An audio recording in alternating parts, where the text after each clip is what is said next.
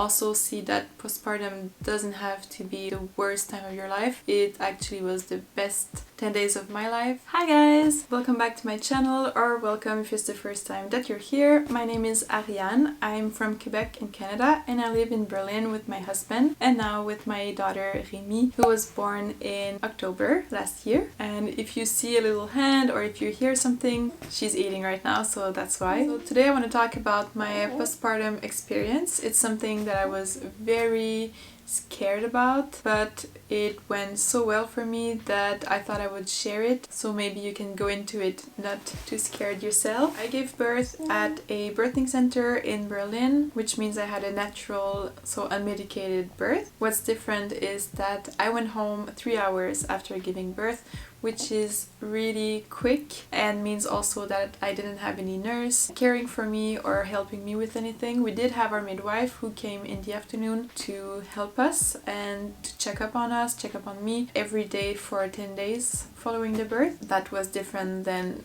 most births out there. Before I get into the whole postpartum experience, I just wanted to say that I have a pregnancy playlist in the description below, so if you want to check out my other videos, you're more than welcome to do so. And if you like this video, don't forget to like and subscribe, and you can also comment to let me know how your experience was. I would be curious to know, and also maybe know what your must-haves are for postpartum. My list is quite minimal. I will put a list in the description below as well to show you what you might need, or at least what I needed. So without further ado, let's get into it. So the first thing that I need to mention is that I did not tear, and that makes a big difference in the way that you heal. I only had a few small lesions in my inner labia on one side, I think, because Remy was born with her hand underneath the cord wrapped around her neck, which is totally normal, but it meant that her little nails did rip the skin a little bit on their way out. So I did have 3 stitches. My midwife said you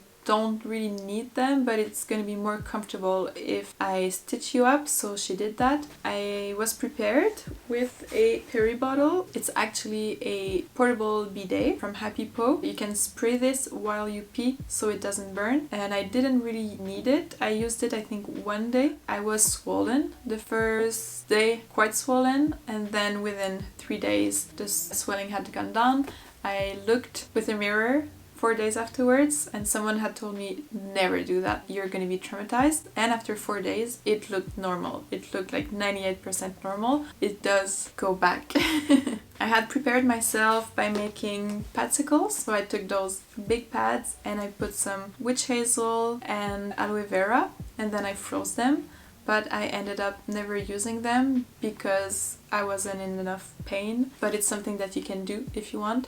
It's super simple, you don't really need a recipe, you just spray it and freeze it. But what I did use was witch hazel. After peeing, I would just like pat myself dry. I was way too scared to wipe. And then just spray the witch hazel, and I almost used a 100 milliliter bottle. So after giving birth, you will bleed abundantly for a few days, maybe a few weeks, and then more or less, like it really depends on the person, for a few weeks. I was actually worried at first because I really wasn't bleeding much, but my midwife said it's only worrying if you don't bleed at all.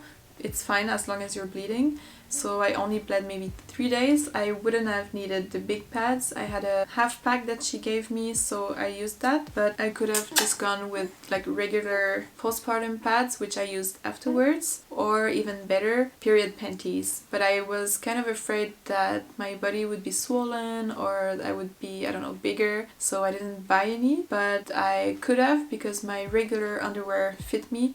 So that's something that you could look into to reduce waste. So the pads that I used are plastic free and organic, but it's still better to use something that's reusable if it's possible. And one thing also, that I didn't buy any, but I was so happy that my midwife gave me some. Those mesh underwear, I'll insert a picture of me wearing them. It's so sexy. But seriously, they are so comfortable. It's like you're not wearing anything. So I really enjoyed wearing those. I think I could still wear them if they didn't look so bad. I did need the pads for something else though, and it's something that no one talks about. I have two things that no one talks about, but I'm gonna tell you about it today. And the first one is the loss of bladder control. It's only a 10-minute ride between the birthing center and our apartment and 2 flights of stairs, and I couldn't make it to our apartment. Midway through the stairs, I had to pee. I was thinking, okay, I have to hold it, and I just ended up peeing, and luckily I had 2 layers of pads in my underwear that absorbed everything. But yeah, that was kind of a shock. At that point I still had bladder control, but it was just too much, so I had to let it go. And then for the first few hours my bladder hurt so much. I must say, I mentioned it in my birth story, but I pushed for a very long time, and they had to empty my bladder towards the end to make way for the head because it was blocking it, and they collected 700 milliliters of urine. It was really full. That totally had an effect on my bladder afterwards. So the first few hours really hurt, and also going to the bathroom, it's not far, it's the next room, but it was quite difficult. I had to lay in bed as much as I could. So at some point I knew that we had a waterproof mattress protector. I took a pee-pee pad. It's just a thing that you use for dogs so they don't pee on the floor, and we had some for Cricket that she never used, so I put that under myself with towels, and I had my big pads, and I just peed in the bed. It's very glamorous. It's kind of crazy that I'm talking about it on YouTube, but it's something that might totally happen. Just want to be honest about my experience. Luckily, I mean, Martin was very understanding. He saw me giving birth. He knew how intense it was. Anytime that I went to the bathroom afterwards, he wiped pee and blood off the toilet and off the floor as well. So that's something that the partner has to be prepared to do. Yeah, luckily it was natural for him to do it, but still in the evening I lost control. So I would just get up and just start to pee without even like realizing that I was doing it. That scared me a lot, but that only lasted like the first day, and then the next day it got much better.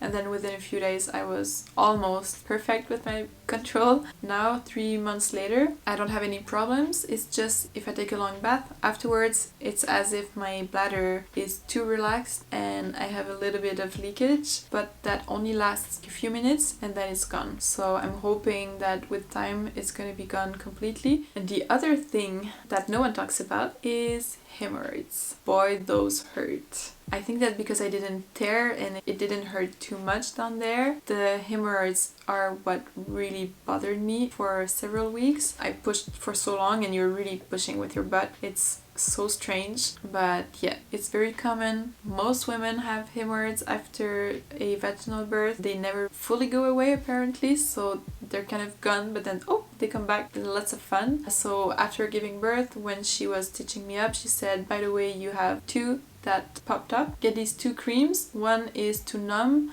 and the other one is to heal. When you're applying the cream, massage them so they go back in. So that's what you have to do. And what actually helped me a lot with those was sitz bath. Basically, you just put warm water inside a little tub that you put on your toilet, Epsom salts, and you just sit on it and soak your bum for 20 minutes. You can do it several times a day. If I did it for a few days and then stop for a few days, I would totally see a difference. The sitz baths really help. I can totally recommend them. I mean, they're inexpensive and super easy to do.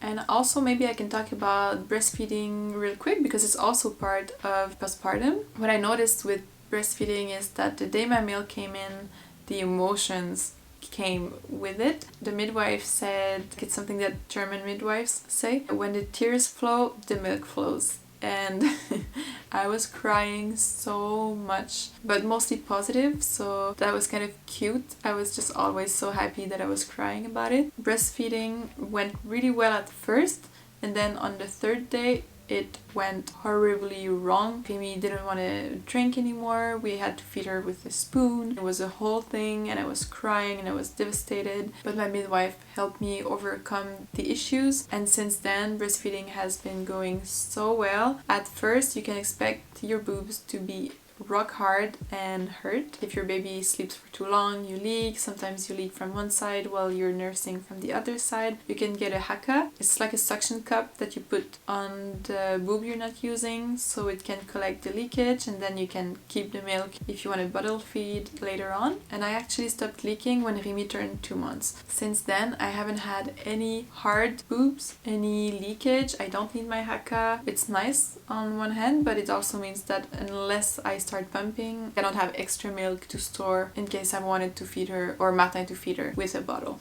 And I was very worried about getting cracked nipples because my skin is so sensitive, but no, I didn't get any of that. I got extremely sore nipples, but that's just unavoidable, I think, and that lasted for about 5 weeks. Now, like, it really doesn't hurt when she nurses. But what I did every time that she was done eating, I would rub some milk on my nipples, so that's to protect them, and then add some oil, either coconut or almond oil, and that's to hydrate them. And also I was just topless constantly. That also helps with healing and avoiding any cracking or stuff like that.